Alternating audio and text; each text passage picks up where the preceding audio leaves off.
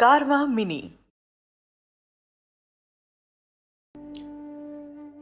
यत्रो परमते चित्तं निरुद्धं योगसेवया यत्र चैवात्मनात्मानं पश्यन्नात्मनि तुष्यति सुखम् आत्यन्तिकं यत्तत् बुद्धिग्राह्यम् अतीन्द्रियं वेत्ति यत्र न चैवायं स्थितश्चलति तत्त्वतः यं लब्ध्वा चापरं लाभं मन्यते नाधिकं ततः यस्मिन् स्थितो न दुःखेन गुरुणापि विचाल्यते तं विद्या दुःख संयोग वियोगं योग संज्ञितम्.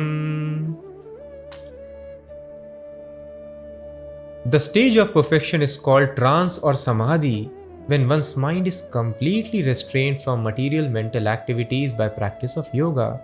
This is characterized by one's ability to see the self by the pure mind and to relish and rejoice in the self. In that joyous state, one is situated in boundless transcendental happiness and enjoys himself through transcendental senses. Established thus, one never departs from the truth, and upon gaining this, he thinks there is no greater gain. Being situated in such a position, one is never shaken, even in the midst of greatest difficulty. This indeed is actual freedom from all miseries arising from material contact. So this is the solution. It is not by economic development, gaining more degrees or having more followers in the society. We think that will make us happy. No. The solution for all the miseries arising from material contact is coming to the platform of samadhi. Samadhi means complete absorption in God. So God is present in our heart in the Vishnu Murti, four-armed form, and person with his purified mind. If there is dust on the mirror, we cannot see our form. So mind is compared to mirror. When the mirror is clean, we can see ourselves. In a similar fashion, when the mind is cleansed. So for cleaning the mind, here the process of Ashtanga Yoga is recommended. You practice pranayam and yam, niyam, asan, dharana, dhyan, pratyahar. Stop the activities of the senses. Then finally the mind is cleansed. And with this clean mind, we can see who am I, and we can see the super self also, who is God seated within the heart. And when a person without any deviation is able to see God within the heart, then that is called perfect samadhi. So in this also, as we discussed, there are two stages. The Ashtanga yogis, the Dhyan yogis, who are able to see the Paramatma form by visualizing. The description is given in the Sankhya Yoga explained by Lord Kapila in Srimad Bhagavatam. And his clothes, his helmet, earrings, club disc, conch shell, everything, the description of his form is there. So reading that form, yogi visualizes that in the heart. So if they are simply visualizing that form, they may go and merge in that form. That is also not the perfection. But by concentrating, visualizing that form, eventually some of them very rarely are able to see Krishna within the heart. Actually see.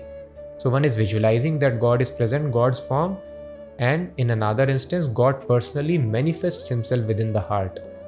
So when God, being pleased by the yogi, manifests himself within the heart, then it is no longer visualization or imagination. One practically sees with purified mind. And such people become bhakti yogis. They develop strong love and affection for God, and they transfer themselves to the kingdom of God.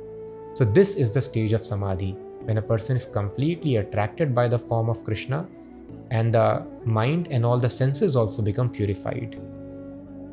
Then he is enjoying spiritual happiness with all his purified senses, and then he is able to get freedom from all the miseries. Nothing in the world can disturb him. Yasmin sthito na dukkhena gurunapi vichalyate. Then even greatest miseries can happen to them. The yogi will not be disturbed at all.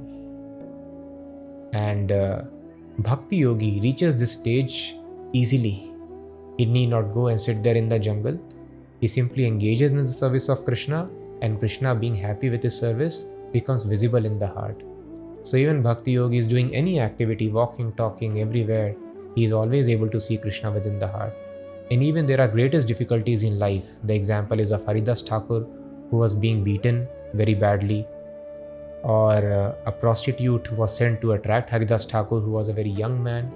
Haridas Thakur is a person who attained this platform, who exhibited to the world simply by chanting the holy names. He is called Namachari. He appeared 500 years ago. So he was simply chanting the holy names. He showed to the world that, see, this is the process for Kali Yuga. Simply by chanting, you can attain this platform. That is why all the bona fide religions of the world, they tell, please chant the names of God. So by chanting, he became so advanced that he was beyond all the biological needs of sleeping, mating, eating.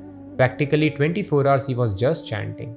Sometimes he would sleep for half an hour or 1 hour, not more than that. So some envious people, they sent very beautiful prostitute to entice him, but he was not at all disturbed. The other prostitute also, by his mercy.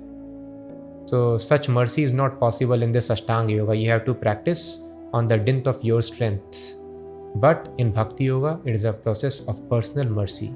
Either God or any person who is dear to God, if he is merciful, immediately person can become elevated.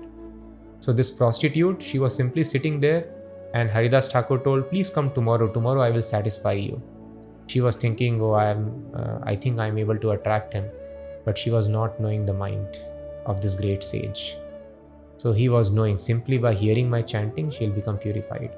So she came for 3 nights, and 3rd night, she fell at the feet of Haridas Thakur, and she herself started chanting practically 24 hours a day, surpassing all the needs of body. So this is the very sublime process of Bhakti Yoga, of the chanting of names of Krishna.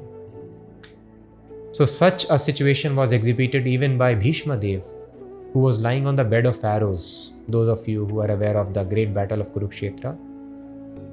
So this Bhagavad Gita is a very small segment of that Mahabharat. Once the battle starts, then Arjuna shoots so many arrows on Bhishma, and then he's lying on the bed of arrows, but he's undisturbed.